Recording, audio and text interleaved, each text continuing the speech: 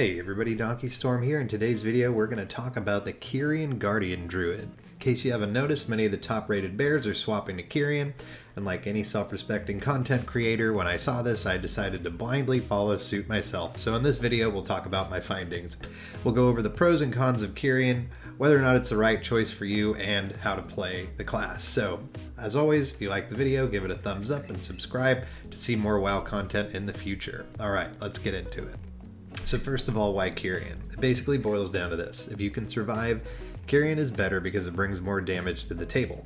Kyrian basically revolves around the Kindred Spirit's Covenant ability, which is probably one of the more convoluted and hard to understand abilities in the game, and the in-game tooltip really doesn't do much to fully explain it, so here's how it works. You choose another player to bond with. When you activate the ability, the bonded partner has 40% of the damage they take redirected to you unless you fall below 20% health. But more importantly, during this activation period, you collect 20% of the damage they do into a pooled number. And after 10 seconds, this period is over, you now have 10 seconds with this pooled number where it buffs your damage, your healing, and reduces the damage you take all by 15% until the pool runs out or the 10 seconds is over.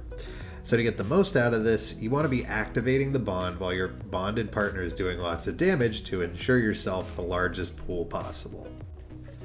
To really get the most out of Kyrian though, you're going to want to run the Kyrian Legendary Kindred Affinity.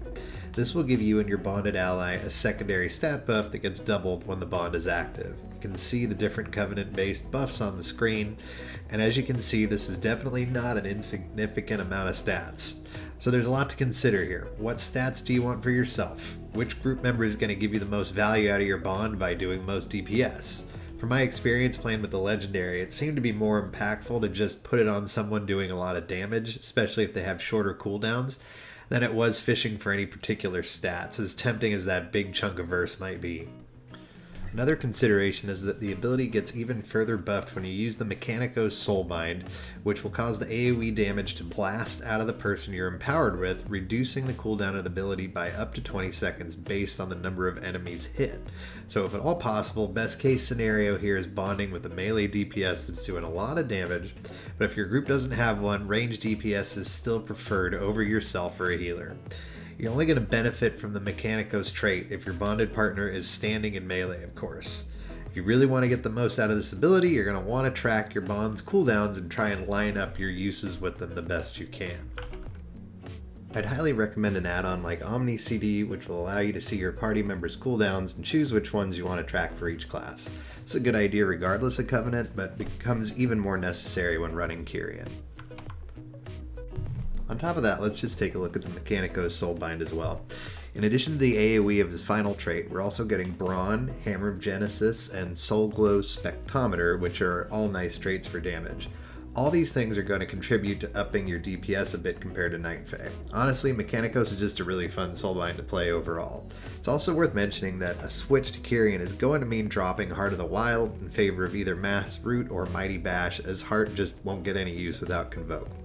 Also, a note on the Deep Allegiance Conduit, which decreases the cooldown of Kindred Spirits by roughly 20% depending on the conduit level. It's hard to make a call on this one. If you're not super min-maxy about your Kindred Spirits usage and you're basically just pressing it off cooldown, go for it. If you're trying to line up your uses with the DPS's cooldown, this can make things a little sloppy. I'd try it out for yourself and see how you like it. Bears don't have a great potency option outside of unchecked aggression anyway, so it's not like you're losing out on much by using it. So the pros of Kyrian is basically damage. I also want to just highlight the Kyrian dungeon perks, Inspires and Necrotic Wake as well, which feel a lot more natural for a tank to do than the Mists and DOS ones as well. I always felt like Night Fae tanks got a little bit of the short end of the straw with their dungeon abilities, as opening jars and DOS is exceedingly difficult to do correctly as a tank versus anything else. The cons, well, basically you have to drop Ursoc's Fury Remembered to run this until patch 9.2, and that can be pretty hard to do. After playing around with Kyrian for a bit, those big incarn pulls sure felt a lot scarier without UFR making me basically invincible. You're also losing Heart of the Wild Convoke, obviously, which is kind of a bummer, as dropping big Convokes is one of the funner parts of playing Bear. By dropping Kyrian as a Soulbind, you will notice a bit of a dip in aggro at the beginning of a pull without first strike, and if you've ever switched away from Night Fae on any class, losing Soul Shape always feels a little bit bad, although you will definitely find some uses for your new Kyrian vials. So should everyone out there go and switch Kyrian right now? I would say definitely not. Kyrian can help you edge out some more damage if you play it well for sure, but you're sacrificing a lot of survivability and self-healing in order to get it. I averaged roughly 500 or so more DPS running Kyrian over Night Fae over the course of a dungeon, so that doesn't take into account the DPS benefit my bonded partner gained as well. Another thing you might consider when running Kyrian versus Night Fae is affixes. I felt a lot more comfortable dropping UFR on Tyrannical than I did Fortified, where those big trash pulls just hit so much harder.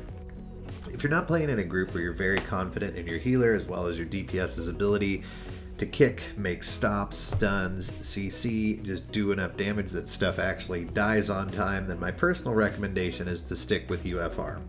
On the other hand, I think it's worth mentioning that Kyrian is very likely going to be the play in 9.2 with the ability to equip 2 legendaries, so it's not a bad time to start leveling it and getting used to playing it.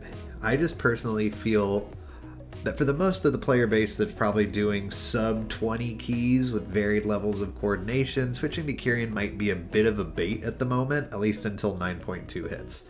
Once 9.2 does arrive though, between this and UFR, I feel like Druid's going to continue to be at an excellent place through the rest of the Shadowlands expansion. So that's going to do it for Kyrian Bear for the moment. If I play around with it a bit more, I'll probably follow this up with some gameplay and more on how to optimize the use of Kindred Spirits if there's interest. Have you tried Kyrian Bear yet? Let me know your thoughts in the comments section below. And as always, thumb up the video if you enjoyed it and subscribe to see more WoW content. Thanks for watching. See you in the next one.